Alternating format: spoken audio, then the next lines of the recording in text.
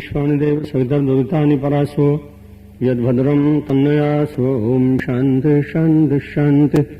कल्याणानां निधानं कलिमलमथनं पावनं पावनानां पाथेयं यन्मुमुक्षु सपदि परपदप्राप्तये प्रस्थितस्य विश्रामस्थानमेकं कविवरवचसां जीवनं सज्जनानां बीजं धर्मद्रुमस्य प्रभवतु भवतां भूतये रामनाम। यस्याङ्गे च विभाति भूधरसुता देवा पगामस्तके भाले बालविधुर्गले च गरलं यस्योरसुज्जालराट् सोऽयं भूतिविभूषण सुरवरः सर्वाधिपः सर्वदा शर्वः सर्वगता शिवा शशिनिभा श्रीशङ्करः पातु माम्।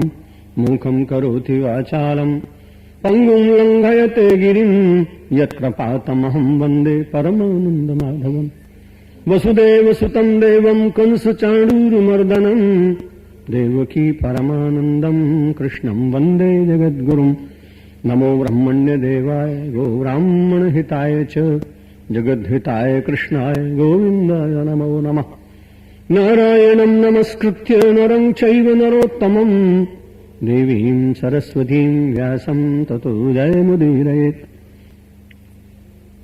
सरस्वती माता की वर प्राप्ता प्रज्ञा भारती जी, मानस के सुंदर कथा रस से आपको आप्लावित करने वाले रवि शास्त्री जी, इस कार्यक्रम के आयोजक गण श्री हर्षद भाई शाह, प्रकाश मेहता, महेश मेहता, श्री रामेश्वर काबरा जी और अन्य सहयोगी गण, सम्माननीय बंधुओं और सम्माननीय मातृशक्ति। जिन लोगों का प्रातःकाल सुधर जाता है उनका दिवस सुधर जाता है, जिनका दिवस सुधर जाता है उनका सप्ताह सुधर जाता है, जिनका सप्ताह सुधर जाता है उनका पक्ष सुधर जाता है, जिनका पक्ष सुधर जाता है उनका मास सुधर जाता है, जिनका मास सुधर जाता है उनका वर्ष सुधर जाता है, जिनका वर्ष सुधर जाता है उनका जीवन सुधर जाता है। इसलिए आप सब लोग अपने प्रातः काल को सुधार रहे हैं, मानो जीवन को सुधार की एक यात्रा पर चल रहे हैं। एक क्षण भगवान का नाम लीजिए, फिर आपको पुनः ले चलता हूं कुरुक्षेत्र। श्री राम जय राम जय जय राम, श्री राम जय राम जय जय राम, श्री कृष्ण गोविंद हरे मुरारे,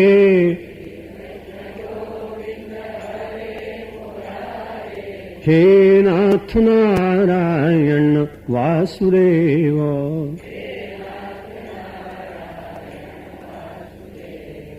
श्री कृष्ण गोविंद हरे मुरारे,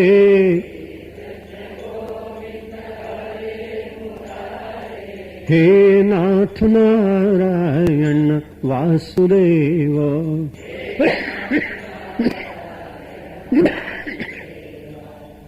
कल के प्रसंग में भगवान श्री कृष्ण ने अर्जुन को कहा, निर्माण मोहाजित संग दोषा अध्यात्म नित्या विनिवृत्त कामा द्वंद्वैर्विमुक्ता सुख दुख संगे गच्छन्ति मूढ़ा पदमव्ययम तत्। उस अव्यय पद को वो लोग प्राप्त करते हैं जो अमूढ़ होते हैं। मानव को अपने इस जीवन में आने के बाद जो सबसे बड़ा कार्य करना है वो अपने जीवन की मूढ़ता का परित्याग करना है। गोस्वामी तुलसीदास जी महाराज भी विनय पत्रिका में कहते हैं, इतने बड़े कवि राम भक्त स्वयं हनुमान जी ने जिनसे रामचरितमानस की रचना कराई, जो साधु पुरुष होते हैं वे अपने मन को निरंतर पढ़ा करते हैं। सात्विक लोग अपने को पढ़ते हैं, दूसरों को नहीं पढ़ते, और अपने को पढ़ना ही आत्मचिंतन है, आत्मविश्लेषण है, सेल्फ एनालिसिस है। जो लोग आत्मविश्लेषण के द्वारा समाज में जीते हैं वो अपने जीवन को श्रेष्ठ बनाने का यत्न करते हैं। यदि व्यक्ति के भीतर से आध्यात्मिक ऊर्जा का प्रगटीकरण हो तो वह ऊर्जा अनेक लोगों को अपने आप ही स्वयं प्रकाशित करती है। जब कमल का फूल खिल जाता है तो वो किसी विज्ञापन के द्वारा ये नहीं कहता है कि मैं खिल गया हूं। सूर्य की किरणें उसे प्रकाशित करती हैं, प्रमुदित करती हैं, और सारे संसार में दूर जंगलों में बैठे हुए भ्रमरों को इस बात की जानकारी हो जाती है कि सूर्य उदित हुआ है कमल कोश खिल गया है, इसलिए वे भ्रमर अपने आप दौड़ दौड़ कर पराग पान करने के लिए पहुंच जाते हैं। ठीक इसी प्रकार सात्विक जीवन जीने वाला व्यक्ति विज्ञापनों से दूर रहने का प्रयत्न करता है, और उसका विज्ञापन परमात्मा यदि काम कराना चाहे तो स्वयं अपने आप कराते हैं, जिसका सबसे बड़ा प्रमाण हम लोगों के सामने भगवान रामकृष्ण देव का है। रामकृष्ण देव में कोई शैक्षणिक योग्यता नहीं थी, रामकृष्ण देव के पास कोई वाक चातुरी नहीं थी, रामकृष्ण देव के पास कोई बहुत ही सुंदर शरीर भी नहीं था, लेकिन इन तीनों चीजों के अभाव में रामकृष्ण देव आज विश्व में प्रत्येक सुपठित व्यक्ति को जानकारी है उनके संबंध में लोग जानते हैं। क्यों? कि रामकृष्ण देव का हृदय कमल जब खिल गया तो उनका संपूर्ण परागपान करने के लिए एक ऐसा अद्भुत भ्रमर परमात्मा ने भेजा जिसका नाम था विवेकानंद। जब वो पहुंचे तो तुरंत रामकृष्ण देव अट्टहास करके उन्हें देख करके प्रमोदित हुए, आनंदित हुए। बहुत युवक जाया करते थे, पर ठाकुर के मन में कोई बहुत प्रसन्नता नहीं होती थी। पर आज रामकृष्ण देव ने जब नरेंद्र को देखा तो देखते ही बहुत प्रसन्न हो गए। उन्होंने कहा, लोग कहा करते कि रामकृष्ण देव के ऊपर कभी कभी पागलपन आता है, इसलिए हो सकता है कि अपने पागलपन के क्षणों में मुझे देख करके और ये बहुत जोर से हंसने लगे हो। थोड़ी देर तक बैठे रहे। ठाकुर ने पूछा, युवक तुम क्यों आए हो? उसने कहा, आपका बड़ा यश श्रवण किया था इसलिए आया। पर कई आपके आलोचक कहा करते थे कि वो कभी कभी पागलपन में भी रहते हैं, और ये विचित्र क्षण था कि जिस समय मैं दर्शन करने आपका आया उस समय आपके ऊपर पागलपन था, ऐसा लगा। रामकृष्ण देव ने कहा, नरेंद्र एक बात याद रखना, संसार में जितनी लड़ाइयां हुई हैं वो बुद्धिमानों के द्वारा हुई हैं। संसार में जितने युद्ध हुए वो बुद्धिमानों की बुद्धि की देन है, लेकिन पागल और बुद्धुओं ने कम से कम समाज में लड़ाइयां नहीं कराई, युद्ध नहीं कराई, इसलिए पागल इतना बुरा नहीं होता जितना तुम समझते हो। यह सुनते ही नरेंद्र के मन में तो विचित्र सी बात जागी। बाबा ने कहा, मैं जानते हो तुम क्यों हंसा हूं? मैंने बहुत सारे युवकों को देखा लेकिन किसी में कोई कमल का दर्शन नहीं हुआ। आज जब तुम मेरे पास आए तब मुझे तुम्हारे भीतर द्विदल, पंचदल, दशदल, शतदल ऐसे कमल का नहीं, आज तो मुझे तेरे भीतर सहस्रदल कमल का दर्शन हुआ। इसलिए मुझे लगता है कि जितना मेरा पराग है, जितनी मेरे पास शक्ति है, मैं तेरे भीतर रख दूंगा तेरे कोश में, और उस कोश का पराग मुझे वितरण नहीं करना पड़ेगा, तुम स्वयं करोगे। मैं निवेदन ये कर रहा था, संसार के श्रेष्ठ महापुरुष अपने मान की इच्छा से नहीं, मानवता की सेवा की इच्छा से कभी कभी वो उन्मुख होते हैं और परमेश्वर उनसे बहुत कार्य करा लेता है। निर्माण मोहा जित संग दोषा, संग दोष से बचने की बड़ी आवश्यकता है। नारद जी ने अपने भक्ति सूत्रों में कहा, दुस्संगः सर्वथैव त्याज्यः।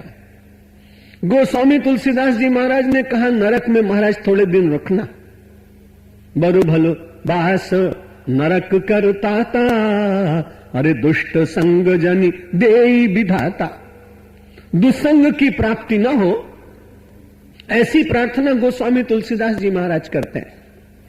और मन ये बड़ा मूढ़ है, इसलिए गोस्वामी जी ने एक दिन देखते देखते और अपनी ओर देखा, ऐसी मूढ़ता या मन की। परिहर राम भगत सुर सरिता, आस करत ओस कण की, ऐसी मूढ़ता या मन की। अपने मन की मूढ़ता का वर्णन करते गोस्वामी तुलसीदास जी ने कहा, परमात्मा ने बड़ी कृपा करके भक्ति की सरिता में स्नान करने का अवसर दिया। मनुष्य तन भक्ति में स्नान करना चाहे तो कोई भैंस स्नान थोड़ी कर सकेगी। आपने कितने तबेले यहां देखे होंगे, जब भी मौका मिलता है तो भैंस तो कीचड़ के पानी में बैठ जाती है। केवल मनुष्य को ही अधिकार प्राप्त है कि वो शुद्ध जल में स्नान करे, शुद्ध विचारों में स्नान करे, भक्ति के सरोवर में डूब जाए, भक्ति के सिंधु में अवगाहन करता हुआ उसमें निमज्जित आमज्जित होने का प्रयत्न करने लगे, ये मनुष्य को अधिकार दिया गया।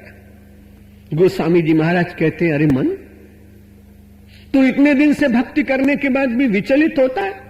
ऐसी मूढ़ता या मन की परिहरि राम भगत सुर सरिता, परमात्मा की दिव्य भक्ति की सरिता को छोड़कर और ओष के कणों को चाटकर अपनी प्यास बुझाना चाहता है। हिंदी में ओष के कण जिनको आप कहते हैं, गुजराती में उनको झांकर कहते हैं। रात्रि में छोटे छोटे जो बूंद पड़ जाते हैं घास के ऊपर, पुष्पों के ऊपर, वृक्षों के ऊपर, उन ओस की बूंदों को कोई चाट कर और अपनी प्यास बुझाना चाहे तो क्या प्यास बुझेगी? ठीक यही दिशा, यही दशा मानव की हो जाती है कि वो केवल संसार के वैषयिक पदार्थ रूपी बूंदों को चाटकर अपनी आत्मा को परितृप्त करने का मिथ्या प्रयास करता है। इसलिए गोस्वामी जी ने भी कहा कि परमात्मा की ओर चलने का मन तू प्रयत्न कर।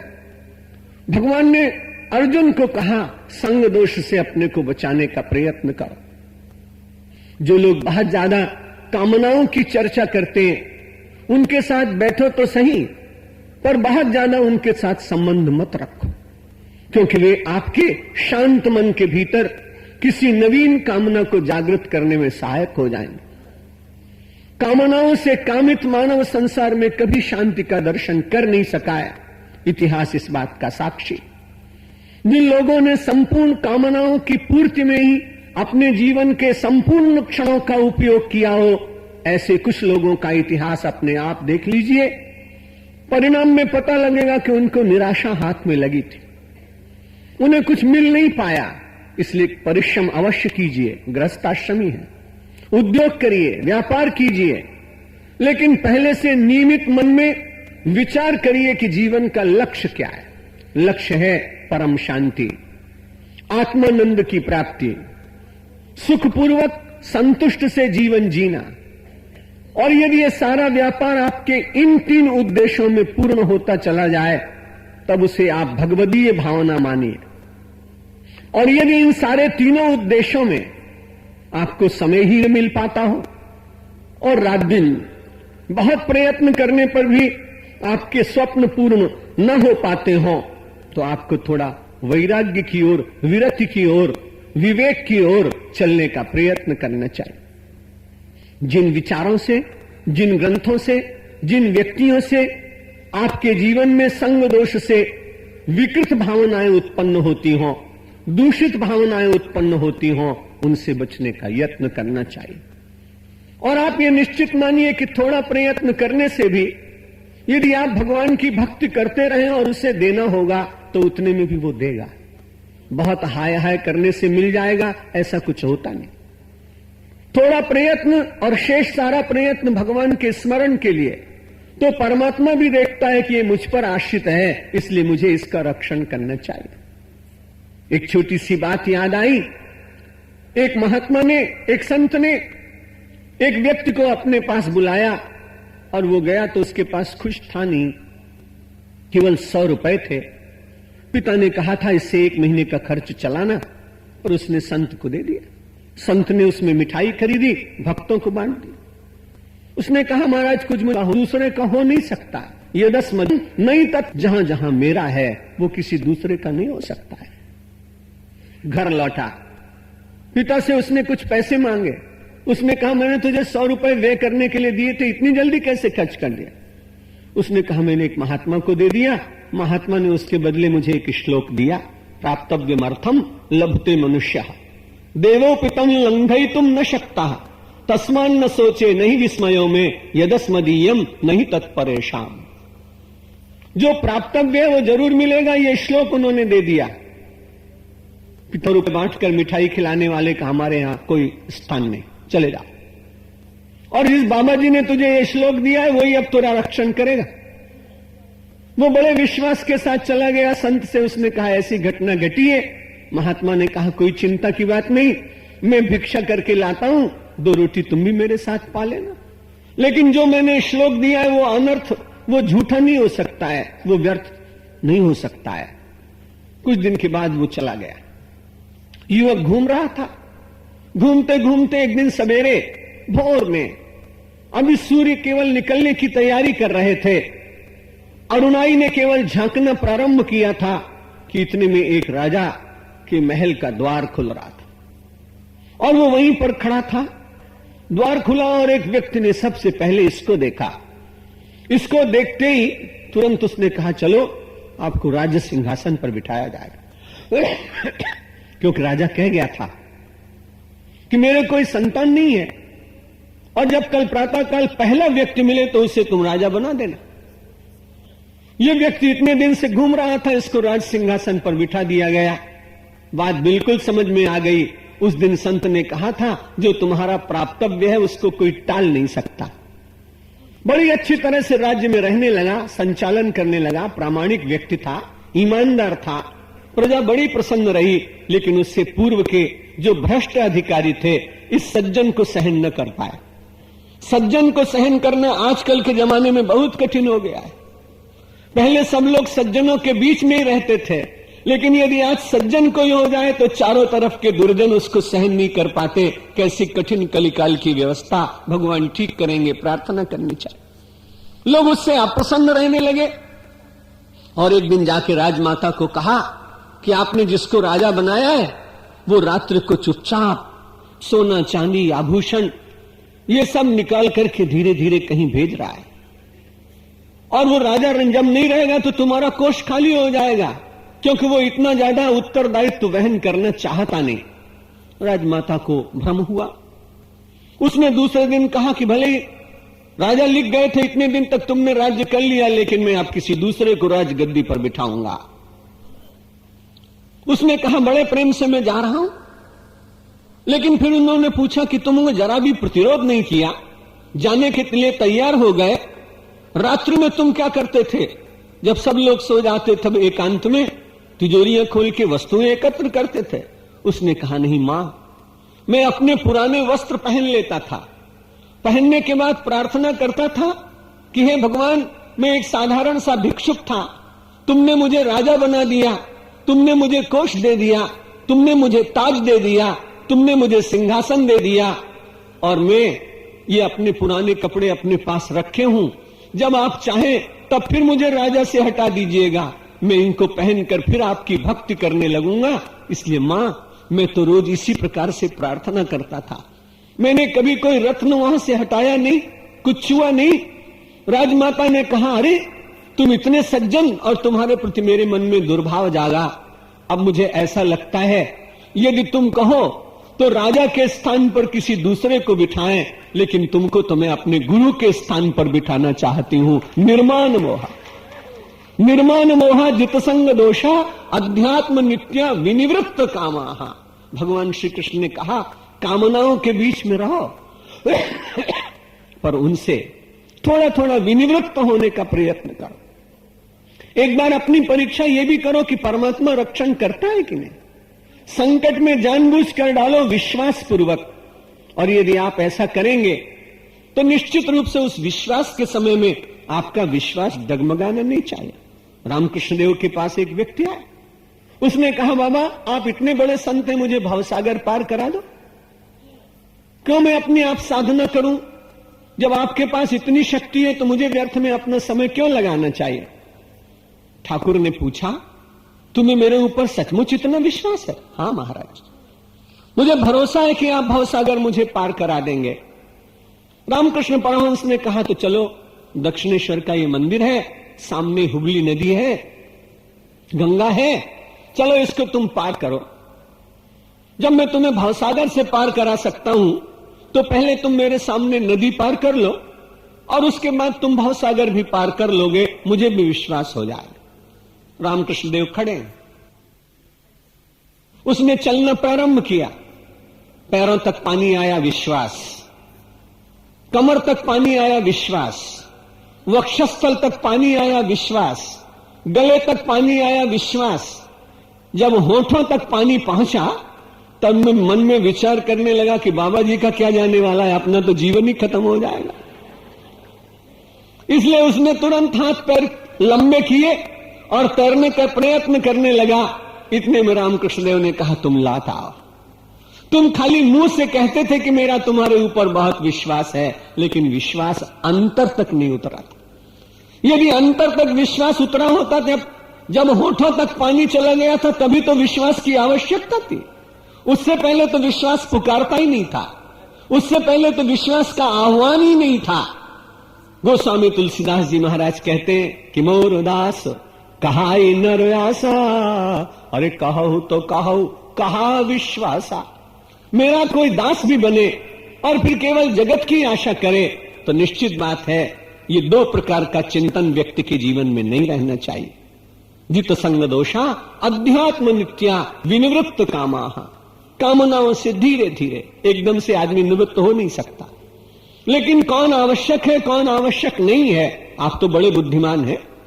अपने घर में रोज प्रातःकाल झाड़ू लगाते, कचरा बाहर फेंक देते। यदि अपने घर में से रोज कचरा बाहर फेंक देते हैं तो अपने इस हृदय में से भी कामना का कचरा रोज प्रार्थना की झाड़ू से अलग करने का प्रयत्न करते जाइए। जो उचित होंगी वो शेष रहेंगी, जो अनुचित होंगी वो बहिर्गत हो जाएंगी।